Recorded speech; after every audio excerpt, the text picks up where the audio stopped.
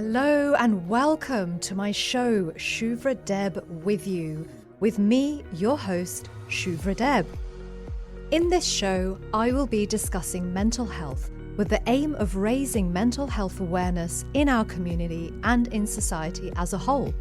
The genesis of the show is my own pivotal life-changing experience of being in a Category 5 hurricane back in 2017.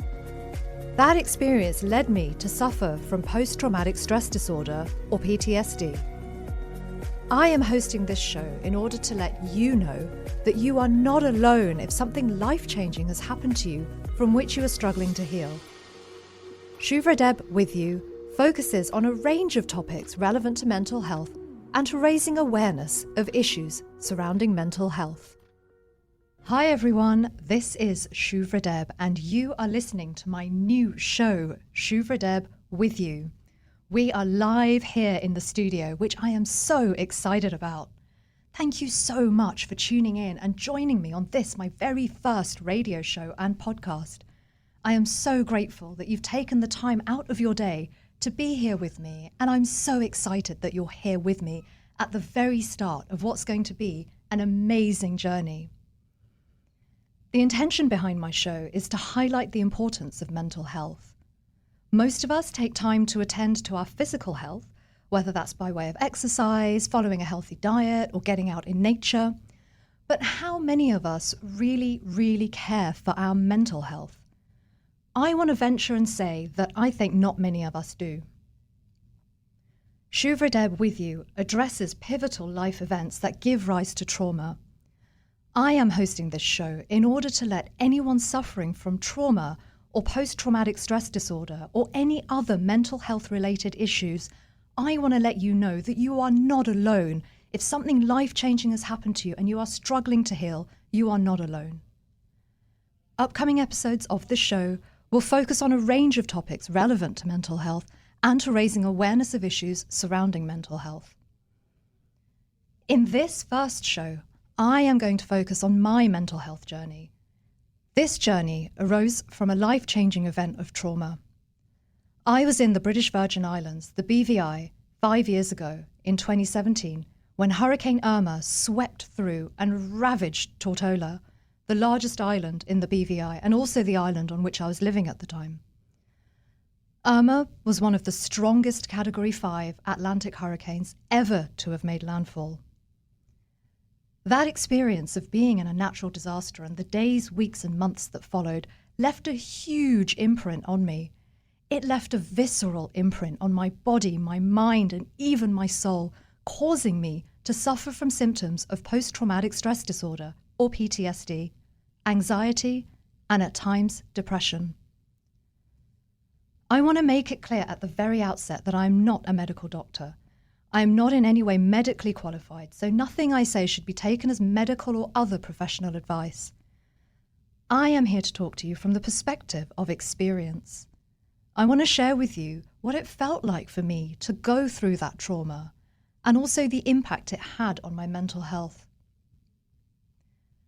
I hope that by sharing my story, it will in some way raise awareness of the importance of looking after our mental health as individuals and as a community. I also want to say at the outset that if anyone listening to this show is experiencing any of the symptoms or feelings that I talk about, what you need to do is you need to seek professional help.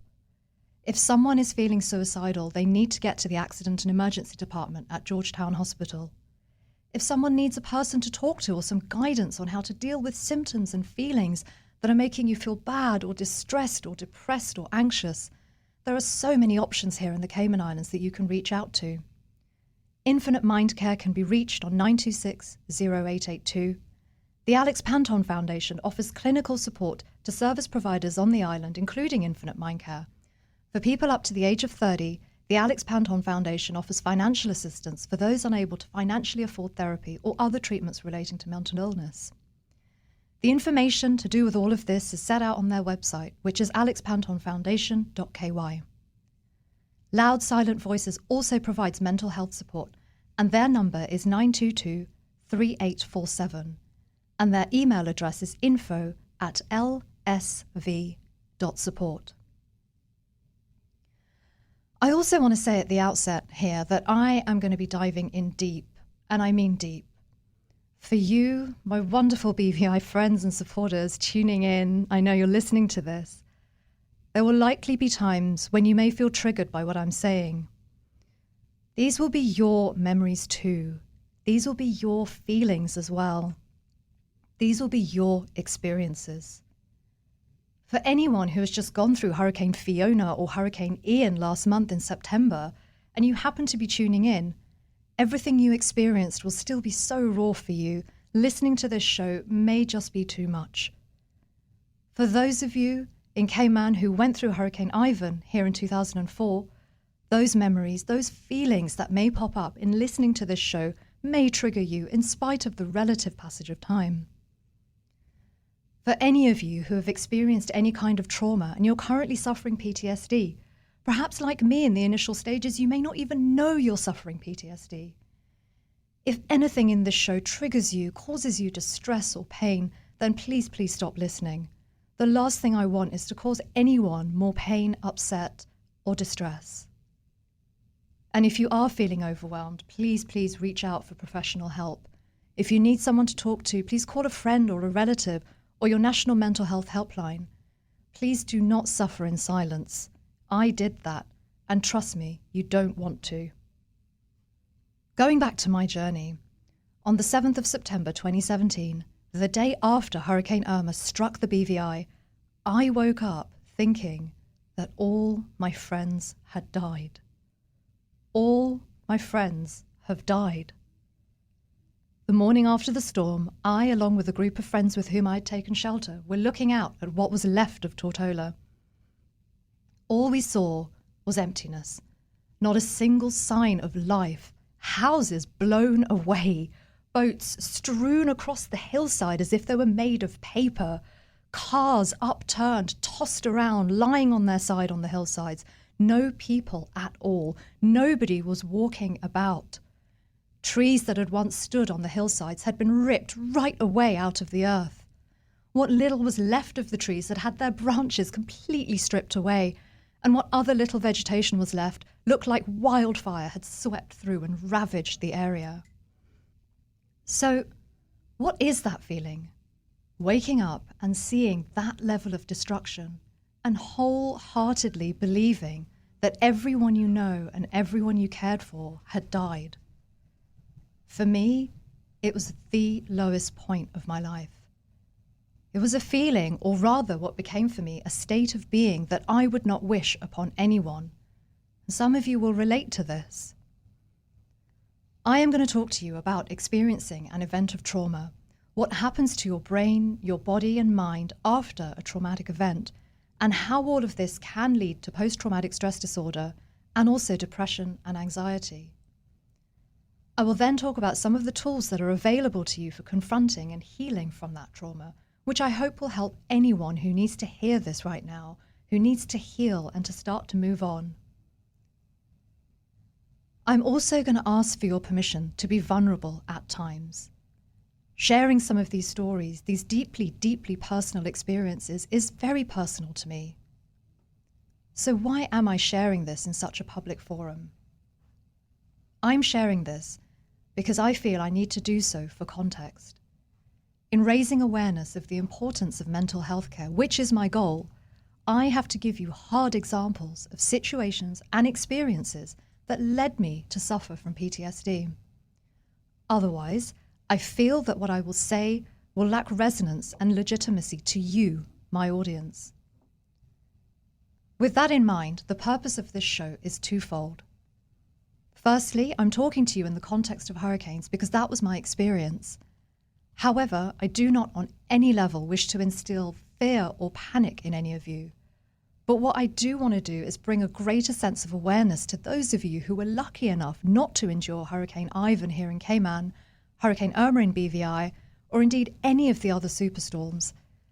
The awareness that I want you to have is knowledge of just how very serious a strong Category 5 hurricane is in reality. And with that knowledge, I want you to be in a position to prepare for it or to evacuate the islands if you want to and are able to do so. The second purpose of my show today is that I want to bring awareness to the impact on mental health that can arise out of a traumatic event. The trauma can and often gives rise to PTSD. And of course, the event giving rise to the trauma doesn't have to be a natural disaster. It can be anything that changes your life and causes you a great deal of pain and distress. I'm talking to you in the context of hurricanes because that is my experience, and I only want to speak from personal experience because I believe that is how I can give you my best and most authentic account, and if you like, guidance from what I have learnt. Hurricane Irma made landfall in BVI on the 6th of September of 2017. It was at the time and remains one of the most powerful Atlantic hurricanes ever to make landfall. So what does that actually mean? What it meant for us was that we were pummeled, and I mean pummeled, by winds that were coming at us at sustained speeds of 185 miles per hour. Trains travel at 185 miles per hour. That's the equivalent of nearly 300 kilometers per hour. Imagine now winds as fast and powerful as that pounding the British Virgin Islands for around 12 hours. And the gusts within the hurricane wall, or the mini tornadoes, flew at us, gusting in at up to 199 miles per hour. That's 350 kilometers an hour. And that record of 199 miles per hour was the last known record before even the wind recording devices themselves blew away. It is entirely possible that there were wind gusts higher than 199 miles per hour, but that they were never recorded. Those numbers and speeds are pretty mind-bending on any level. But what's even more frightening is the size of the hurricane. When you look at photos of any large hurricane making landfall in the Caribbean and travelling over our massive land, more often than not, that hurricane will be significantly larger than the island it is going over. Ahead of Irma's arrival, we knew something was coming. We potentially knew that something big was coming. But in spite of that, we were quite complacent about it. This was on the basis that the BVI had seen storms before, and the BVI had more or less quite easily survived those prior storms. In the recent years prior to Irma, the BVI had experienced hurricanes no stronger than a Category 3. Whilst there had been a Category 4 back in 1989, Hurricane Hugo, in our defence in relation to being complacent, from the 1st to the 4th of September of 2017, Irma fluctuated between a Category 2 and a Category 3. On the 5th of September 2017, the day before landfall, all of that changed, and it changed drastically. Over the course of that one single day, Irma rapidly intensified, and I mean rapidly. Over the course of that one day, Irma had intensified into a strong Category 5 hurricane. Not a hurricane just tipping into the Cat 5 scale, no, a hurricane that the National Hurricane Center in the United States, the NHC, referred to as a strong Category 5 hurricane. Another thing that changed was the track of the storm. In the days before, Irma was projected to pass north of all 4 of the main islands in the BVI. More precisely, the hurricane was due to pass north of Anegada, which sits just over 30 miles north of Tortola, which means that the eye was never due to come over Tortola, which is the main and most populous island in BVI. The day before landfall, the hurricane was projected to slip through the middle of the 2 islands of Anegada and Tortola, passing 30 miles north of Road Town in Tortola. The day of the hurricane, a mere few hours before landfall, it was known that the eye of this immense, strong Category 5 storm would pass directly over Tortola and over Road Town. And here is how the lead up to catastrophe came about. Going back a few days now, out of curiosity more than anything else, I looked up the hurricane forecast on the 30th of August of 2017. That weather report said, Disturbance 1 could become a depression. Disturbance 1 is located 250 miles to the west of the Cape Verde Islands. It is moving to the west-northwest at about 18 miles per hour. How anodyne, I thought. At the time, I didn't even know where the Cape Verde Islands were and assumed that they were nowhere near us. How could something happening somewhere so far away in a place I hadn't even heard of have any impact whatsoever on us here in the Caribbean? I looked it up. Cape Verde Islands were nearly 3,000 miles away, and that's nearly 4,500 kilometres away. But curiosity kept getting at me, and so I checked the weather forecast again not long after. Tropical storm Irma forms. A tropical storm has formed in the eastern Atlantic. Residents are urged to monitor the tropical storm as it has the potential to affect the British Virgin Islands in the coming days. My reaction was, well, this is nothing really to worry about. The warning is about a tropical storm, and the BVI had a tropical storm at the beginning of August of 2017. And we were more or less back on our feet 3 days after, power fully restored, debris removed, roads largely resurfaced. But back to Irma. Once again, 2 days before the previous weather update, which I had looked at, I checked again.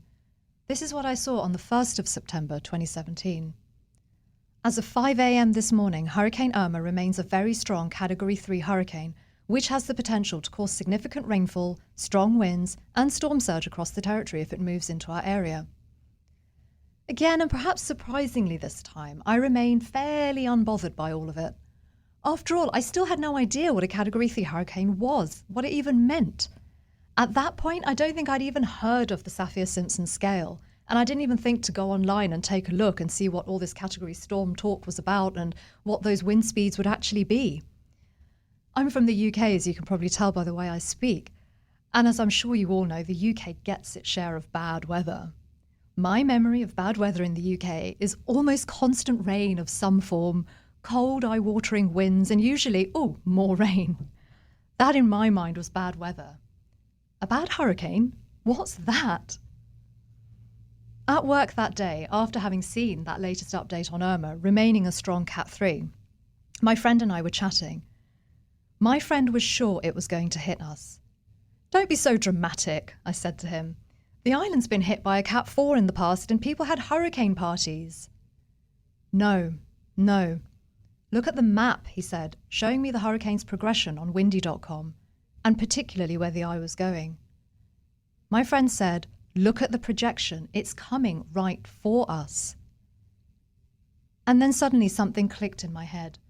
The forecast about Irma remaining a strong Category 3, the projection my friend had shown me on windy.com, along with his deep sense of foreboding and his feeling that Irma would be a direct hit on BVI, suddenly had me taking this a lot more seriously. And it's a good thing I did. The BVI, Department of Disaster Management, the BVI DDM, had now started to send regular text message updates to all of its residents. The first update on the day of the storm. At 5 a.m., the National Hurricane Center has indicated that Hurricane Irma's maximum sustained winds remain near 185 miles per hour with higher gusts. Based on the latest forecast, the approximate closest point of approach to Roadtown from Hurricane Irma is 17 miles northeast. The NHC in its report on Irma after the event states that this made Irma the strongest hurricane ever observed in the open Atlantic Ocean, and only one of 5 hurricanes with measured winds of 185 miles per hour or higher in the entire Atlantic basin.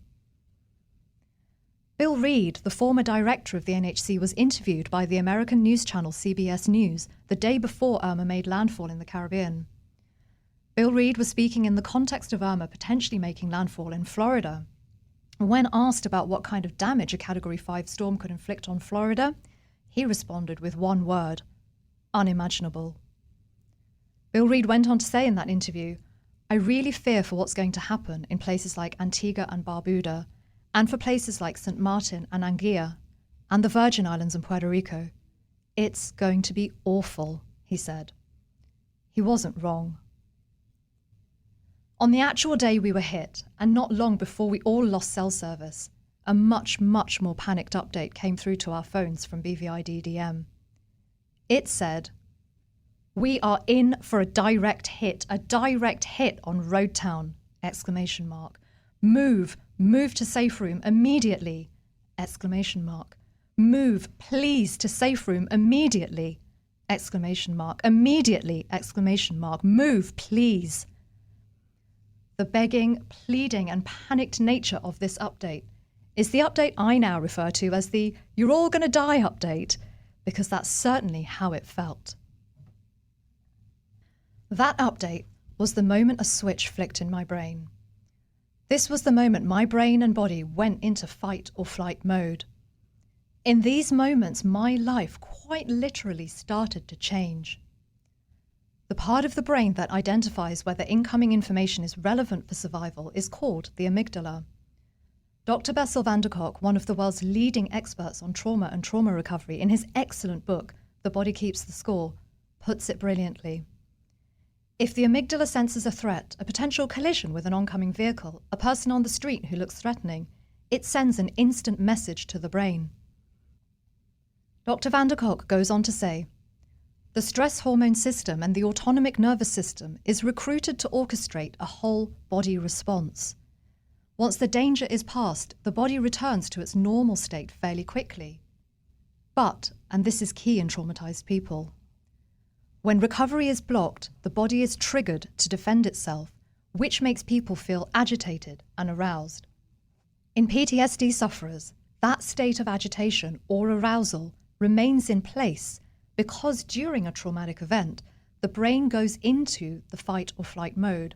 And for the sufferer of PTSD, the brain gets stuck in fight or flight mode. That response, that state of hypervigilance, becomes solidified in the sufferer of PTSD, in their brain. It becomes the only way in which the PTSD sufferer knows how to respond to an event, no matter how benign that event might be.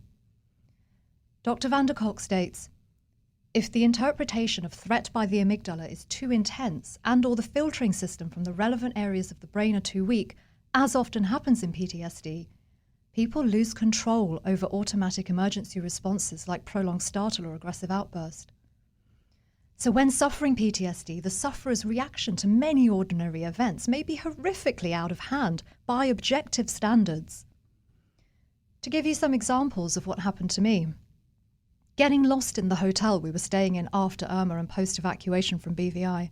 Sheer panic. Discovering that the sandwich I wanted to eat in the coffee shop was no longer available. Intense frustration. Waiting in a queue and the people in front taking what I considered to be too long.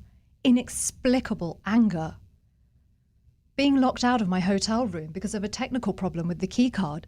Collapsing into a heap, inexplicably bursting into a bout of tears. So much so that the poor person who worked in the hotel and who was trying to help me had to go and find one of my friends and bring my friend to me who had to calm me down. Some people said I was overreacting, and by common objective standards, I was overreacting. Except at the same time, I was not overreacting. I was reacting in the only way I knew how to react. The stress reaction or the fight or flight response had become my new normal. My brain had lost its ability to regulate emotion and behavioral responses. It had lost its ability to know whether the fight or flight response was in fact necessary, whether that state of hypervigilance was in fact required. Going back to Irma, Eric Blake, senior hurricane specialist at the NHC, tweeted, Irma has me sick to my stomach. The hurricane is as serious as any I have seen. No hype, just the hard facts. Take every life-saving precaution you can. I have little doubt Irma will go down as one of the most infamous in Atlantic hurricane history. Albeit none of us in the group, as far as I'm aware, saw Eric Blake's update at the time of the storm. The updates that we did see made us suddenly very sharply and painfully aware that something big was coming. However, in spite of that, one of the things that we did not understand was what Category 5 actually truly meant in real-life terms. We did not understand what 185 miles per hour of sustained winds actually meant. In fact, we totally underestimated it. We didn't know what kind of damage that sort of battering does in real life. Now, bear in mind that a Category 5 starts at 1 minute of sustained winds of 157 miles per hour. 185 miles per hour is well above and within the Category 5 range, and that's not even speaking of the higher wind gusts. The Saffir-Simpson scale only deals with sustained wind speeds. It does not take account of wind gusts, the tornadoes contained within the hurricane, which often run quite much higher than the sustained winds, and which often do more damage. It doesn't speak to storm surge, and it doesn't describe flooding or any of the other water damage. The NHC describes the effects of a Category 5 in the following way. Catastrophic damage will occur. A high percentage of framed homes will be destroyed with total roof failure and wall collapse. Fallen trees and power poles will isolate residential areas. Power outages will last for weeks to possibly months. Most of the area will be uninhabitable for weeks or months. Note the use of the word uninhabitable, and note also the use of the word catastrophic. So, my first takeaway for you from this show is never ever underestimate the potential power of a strong Category 5 hurricane. Irma and much more recently Hurricane Ian only last month, September 2022, both intensified rapidly. In addition, do not underestimate the potential of a hurricane to change track. Irma and again Ian changed track on approach. Following on from this, please do not ignore or underplay NHC statements that go along the lines, this hurricane will experience rapid and significant strengthening, which was one of the NHC updates for Ian that was published 3 to 4 days out from it making landfall in western Florida. The NHC confirms that Hurricane Irma made 7 landfalls, 4 of which were Category 5 landfalls across the Eastern Caribbean. The Cayman Compass reported at the time that the NHC had said that Irma was the first Atlantic hurricane to maintain 185 miles per hour sustained winds over a 24-hour period. Boris Johnson, the UK's then Foreign Secretary, visited Tortola 7 days after Irma. He said it was like a nuclear bomb had gone off, comparing the damage to the aftermath of the nuclear strike in Hiroshima. So what was the actual hurricane experience like? The group of 4 friends that I was a part of on the day was fortunate enough to be taking shelter in another friend's home. That part of the property, which we considered to be our safe room, had windows more or less all around, almost all of which, thankfully again, had metal hurricane shutters around them. And thank goodness they did. It was those shutters that probably kept us safe and alive, and it was those shutters that most definitely meant we did not have an even more frightening and traumatic experience. Those shutters, however, also provided the cacophony of sounds that are still with me to this day. Sounds that will still be with you, the listener, who has experienced this. The cracks, the crashes, the thuds and wallops and bangs of pieces of wood or metal flying into the metal of the shutters are sounds that I will never ever forget. Those projectile missiles were pieces of materials formerly belonging to people's homes, cars, boats, other people's shutters even that had come away. Metal crashing into metal at up to 199 miles per hour. It's a minor miracle the whole structure didn't blow away in the way that other structures did. All of that was terrifying enough. But what then followed was even more frightening. As many of you will know, a hurricane has a first wall, the eye, and then the second wall. We got through the first wall pretty well, all things considered. Just a few metal missiles flying towards us, and it was hectic, windy, loud, and it was scary, but nothing like what was to follow. Again, as many of you will likely know, when the eye comes, it hovers over you. You have this deathly, eerie silence, as if there is no life outside. The quiet of the eye is so creepy, so eerie, and so unnatural in how it feels in your gut, that it feels as if the whole world outside has ended. The air is suspended, your breath is stifled, there are no sounds, there is only that deathly, eerie silence. And for those of you who have been under a hurricane eye, you will recall that the air pressure plummets. Your ears are popping, not like takeoff or landing on a plane, no. This kind of ear popping is something you will never have experienced before. The physical sensations, the physical pain, it's all so strong that you think your ears are about to burst right off, right away from the sides of your head. For us, where we were on the island, this went on for about 30 long minutes. And as many of you will know, the second wall of the storm then hits, and this is where it gets wild. The winds were so strong, we could see 2 of the doors in our little room billowing from the force of the wind, about to be sucked out from the sheer force and strength and pressure of that wind. I feel that all 4 of us instinctively knew that if those doors were sucked out, which seemed likely at that stage, our entire little shelter would be compromised, with the very real risk that everything inside that shelter would be sucked out or at least very seriously injured or worse. And that meant the 4 of us. In those moments, I had such an awful feeling. I felt that the Grim Reaper was standing on the other side of that billowing door. I had a very, very real and terrifying feeling that we were almost certainly going to die.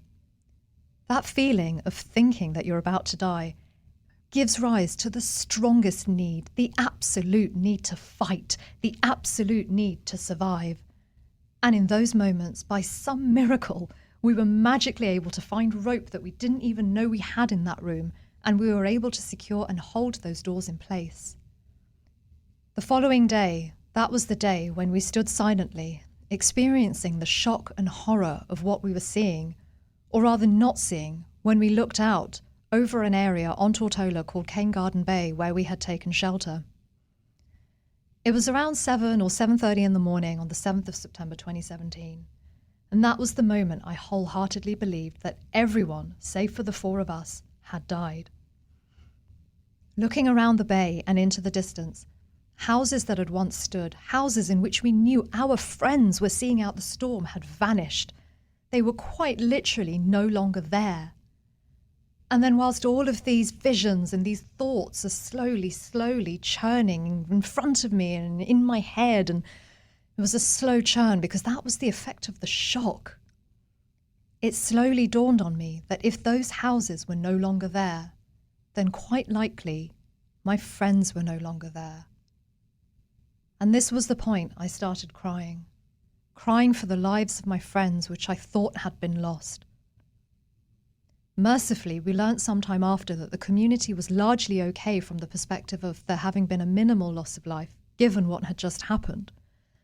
Sadly, 4 lives were lost as a direct result of the storm, and of course our hearts went out to them and their families and their other loved ones. In the days after the storm, we decided we absolutely had to try to reach town to get word out to our loved ones that we had made it, to see if we could get off the island. We had no cell service for days at this point, so we hadn't been able to make contact with anyone. We ate breakfast, packed energy bars, water, sunscreen, and bug repellent into our backpacks, and off we set. The most ordinary of actions taken prior to a fun adventure. Except this was anything but fun. This was utter heartbreak. It took an hour to get out of our short driveway, using machetes to clear the tree trunks and branches just to get to the gates. We then had an 8-foot electric gate that couldn't open anymore, and we had to climb over. We then climbed up and down, steep hills, unsteady on our feet due to the ground being covered with rocks and stones and dismembered parts of trees and other debris. To give some context, Tortola is a volcanic island and it is mountainous. The highest of the peaks tops 1,700 feet, which is around 600 meters. Climbing through all of that in the blazing sunshine and heat was no easy task. Neither was climbing through a house that had landed in the middle of the road or a boat that had been flung into the middle of another road.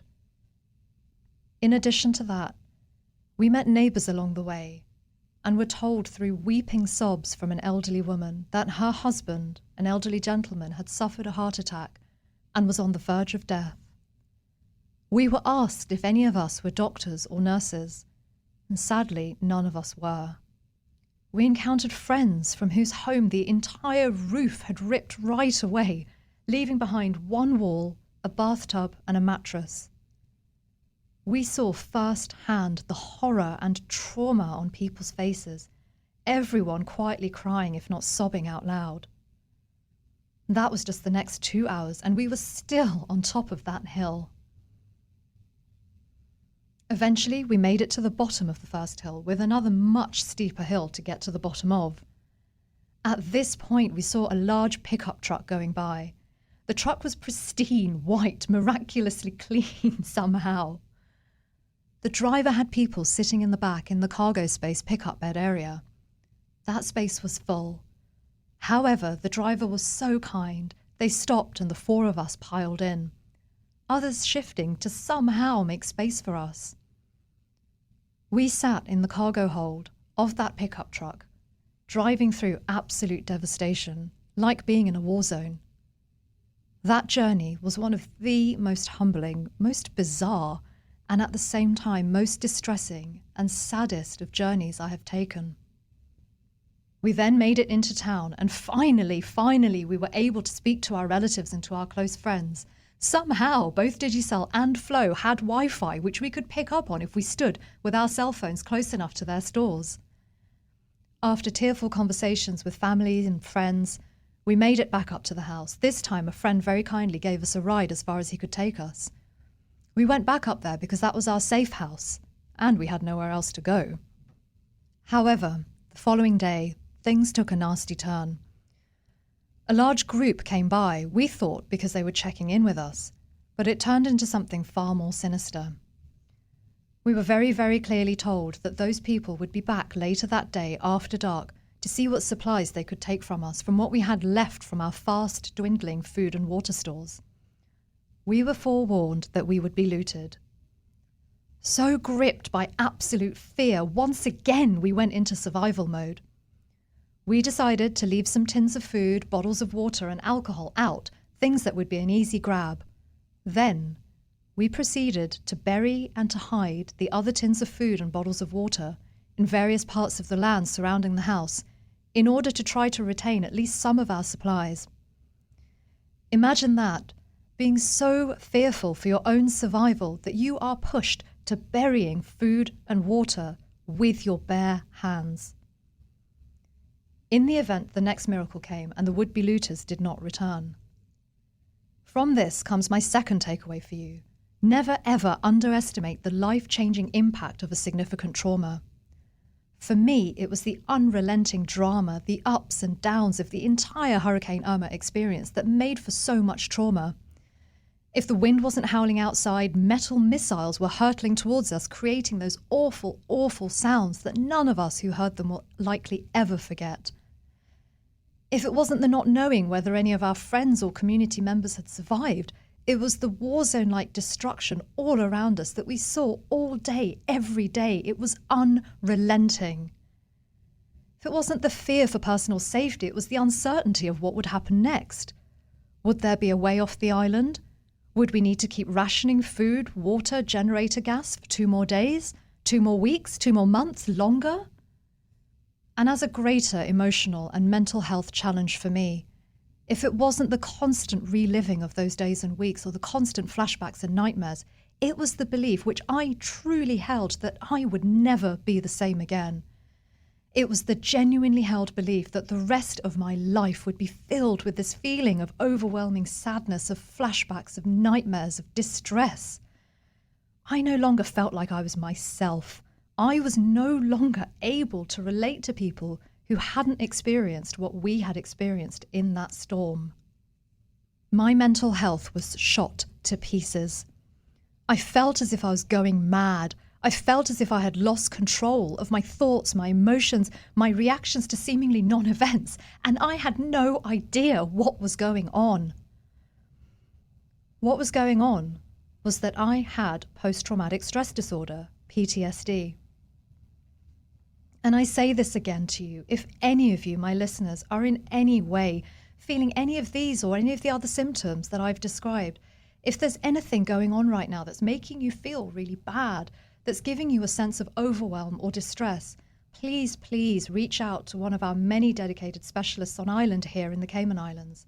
And I will run through that list of resources again at the end of this show.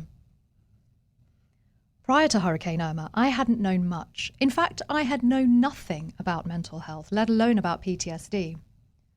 I am a barrister by trade. I do strong. I fix other people's problems. I don't do overwhelm. I'm the calm one in the mess, keeping everyone else together. I'm the one giving them advice.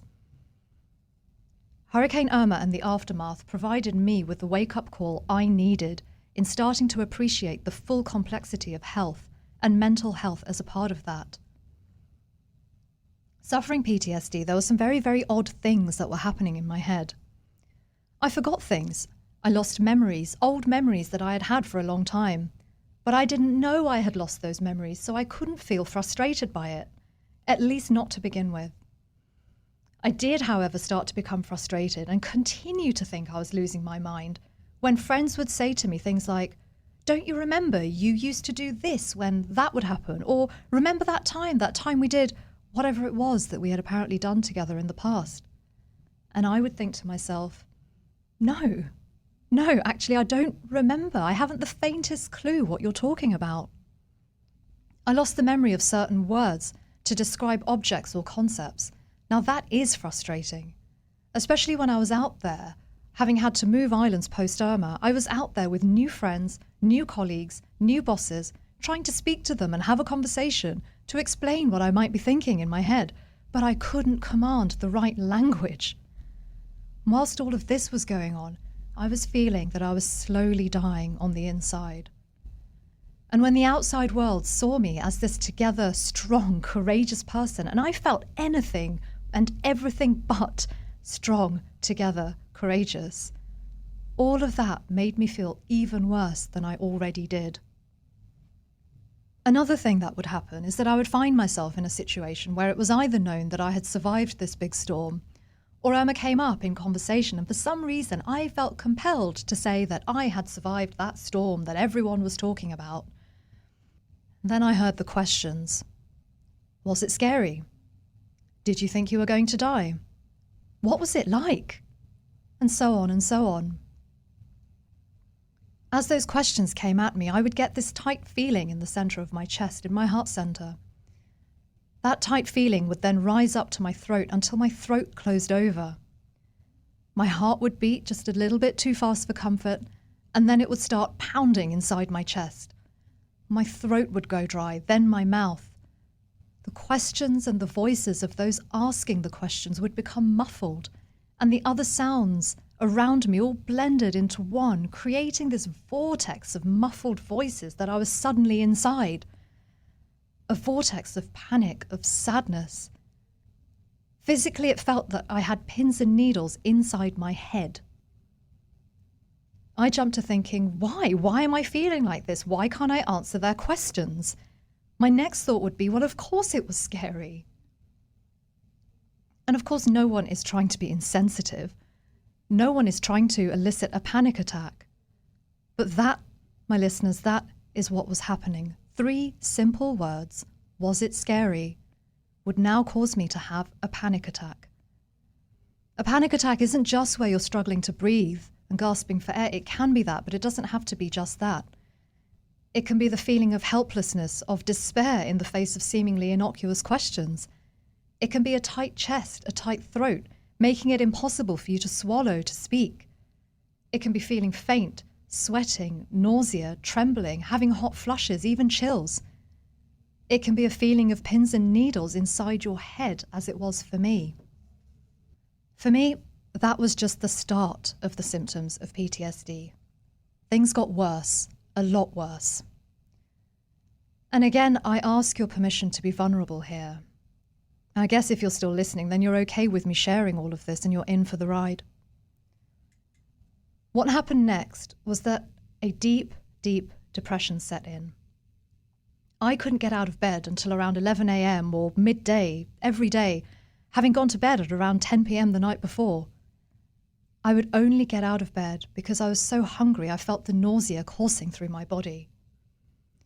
The simplest task, the first task of the day, making the bed, took the biggest effort. I was living with my then boyfriend and he was at work all day. Of course, he had no idea that all of this was happening to me, not least because I hid it well. I didn't want him to feel bad for me, or worse, to think I was crazy or somehow that I was weak. So I would manage to drag myself out of bed. I would get to the shops, I would buy the groceries and make sure that dinner was on the table for when he got home. Then, a few months into this, I heard Navy SEAL William McRaven's speech about making your bed. In his talk, he says that we should always make our bed because you will come home to a bed that is made, that you made, and a made bed gives you encouragement that tomorrow will be better. So if you want to change the world, start off by making your bed. The world that I needed to change was my internal world of depression, of sadness, my internal world that had become entirely dysfunctional. So I followed his advice. If anyone hasn't heard William McRaven's speech, I highly recommend it. He was so persuasive, I felt compelled to do as he said. I started setting my alarm and waking up earlier. I got out of bed no matter what, and I made the bed. This was the first tiny baby step to recovery. I started to make the bed, and most importantly, I started to see that as an accomplishment each day. But that was just the start of my journey to recovery. There were lots of ups and downs to follow, and more downs than ups in the early stages. Fast forwarding a little now, some more months later, the symptoms of PTSD had strongly taken hold. I was now living on a different island where I felt I had no friends. I couldn't connect with anyone who hadn't been through the horrors that I had experienced. On that lonely, lonely island, I felt so very alone. Every morning for about a year, I would wake up wishing I hadn't. Of course, I couldn't be more grateful to be alive now, but I wasn't then. One Saturday, immediately upon waking, I went to social media, I think in a desperate attempt to feel connected to people, to someone, to anyone. I came across an article about the impact of Hurricane Maria on children in Puerto Rico. Some of you will no doubt recall that Maria came along just 14 days after Irma, making yet another powerful Cat 5 landfall, this time in Puerto Rico. The article spoke about such visceral reactions to the devastation and to their experiences that some children were left mute, some suffered depression, anxiety, fear, often punctuated by nightmares, tears, and an inability to communicate. I felt that I was reading about myself. I identified so much with their despair that I cried, I wept, I think for hours. And then, once I'd stopped, I didn't know what to do. I didn't know how to fix it. I didn't know I had to fix it. And so once again, on day whatever it was after Irma, once again, I dragged myself out of bed. I made myself shower. I made myself dress, eat, put on makeup, put the right things in my bag so that I'd be able to drive, to pay for things. I forced myself to leave the house, to go to work, to the supermarket, to the beach, wherever it was I was supposed to be.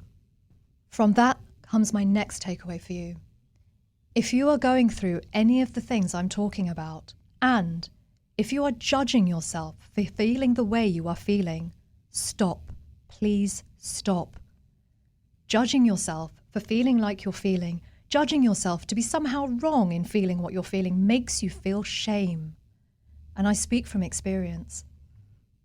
Looking back now, I realize at the time, I felt shame for feeling the overwhelm. I felt shame for feeling lost, for feeling sad, shame for bursting into tears for apparently no good reason. I felt shame for not being more grateful to be alive, when everyone, quite rightly, kept saying to me, "You're so lucky to be alive." And maybe, just maybe, it was that feeling of shame which actually delayed my recovery journey. It was that feeling of shame that stopped me from acknowledging that something was very, very wrong, that stopped me from getting the professional help that I so needed. Thank goodness the threat of Hurricane Florence came along when it did. That storm was due to hit that island that I was living on the exact 1-year anniversary of Hurricane Irma, 6th of September 2018 now. That day quite possibly saved my life. Whilst the hurricane did not hit where I was living, the anticipation of it caused me completely to break down. The following day, I went to my GP. "I need something. Please give me something. I cannot take this any more," I said to her. That was the day I was referred to Jen, a clinical psychologist. I am happy to say that Jen helped me to save my life. Through therapy sessions with her, I slowly put myself back together. Jen was the one to diagnose me as having PTSD, and from that moment, my treatment began. Every year when the anniversary of Hurricane Irma comes around, a lot of us take to posting on social media. Some of those posts have started along the lines, "I don't like to remember." I say to those of you who have experienced trauma, tragedy, heartbreak, something that broke you, I say that you have to remember. Without remembering, without confronting the thing that broke you, how will you ever put yourself back together?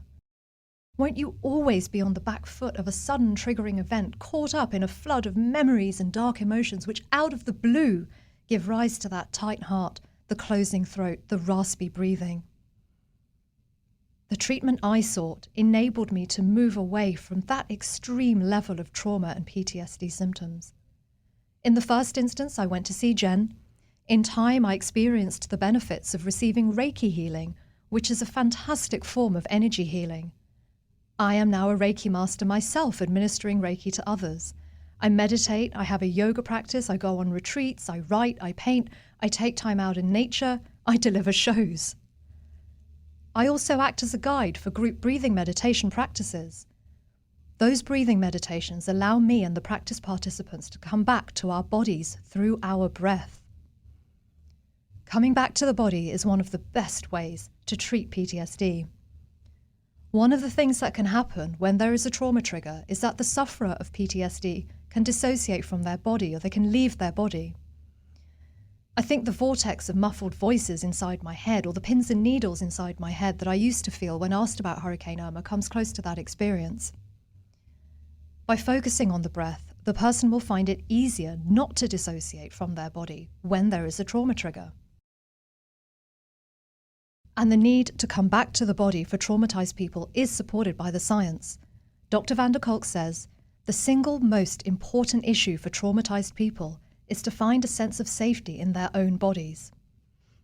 Even though I have these practices, that's not to say I'm not triggered, and that suddenly I'm calm and serene whenever the Cayman Islands goes on hurricane watch or warning. On the contrary, loud noises completely not associated with storms can cause me to jump out of my skin. Even a tropical storm warning can trigger me.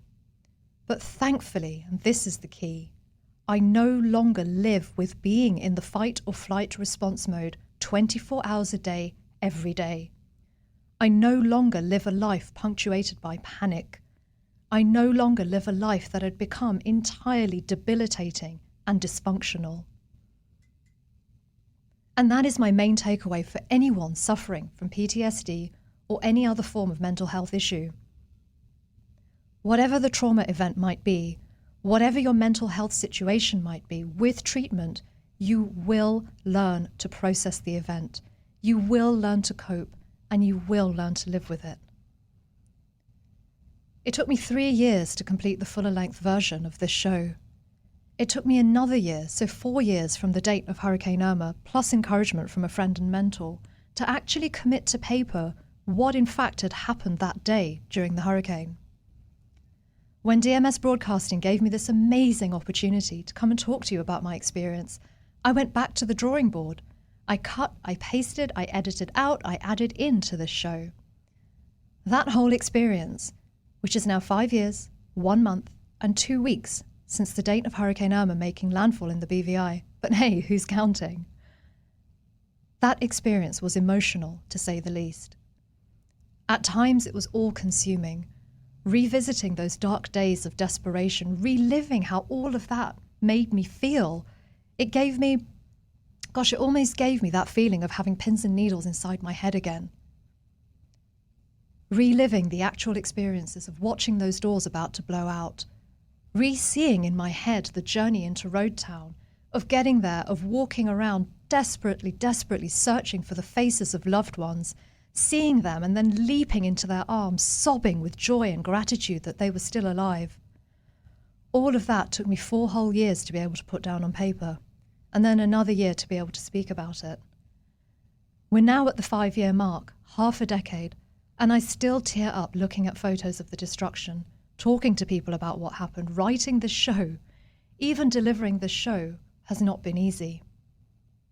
I think what all of that tells me is that it takes time to heal. I am definitely one of the lucky ones. I met my amazing therapist just 1 year after Irma and started the healing process then. But if I still feel those emotions, that lump of sadness in my throat, that panic at an NHC update of a hurricane that has formed, then what must those who haven't felt into their experience, their pain, who haven't sought treatment, What must they be going through? This also tells me that I am still healing. Every time I feel a sense of overwhelm, albeit it's rare now, but when I do feel it, I have practices, including simple breathwork practices, that help me stay grounded and in the present moment and able to focus on whatever it is I'm doing at the time.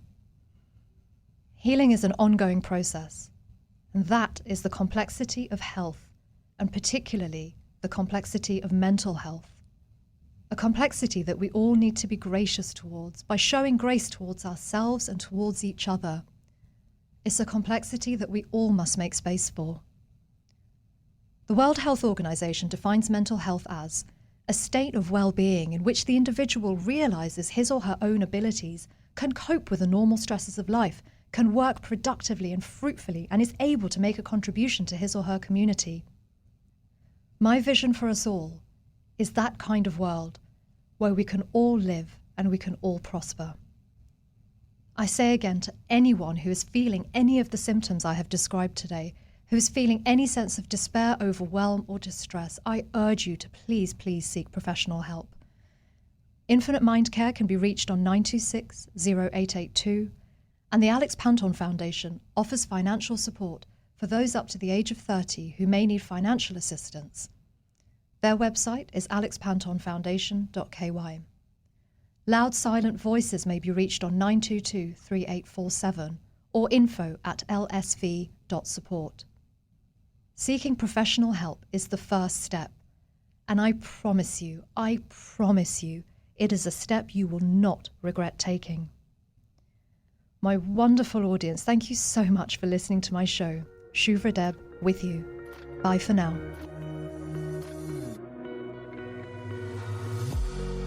Thank you all so much for tuning in and for listening to Shuvra Deb with you.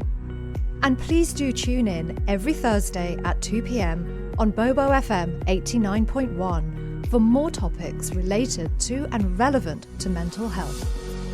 If any of you would like to reach out to me directly about any of the issues I've discussed, please do email me at shuvradeb82@gmail.com. That's spelt SHUVRADEB, the numbers 82@gmail.com. Thank you so much for tuning in and listening.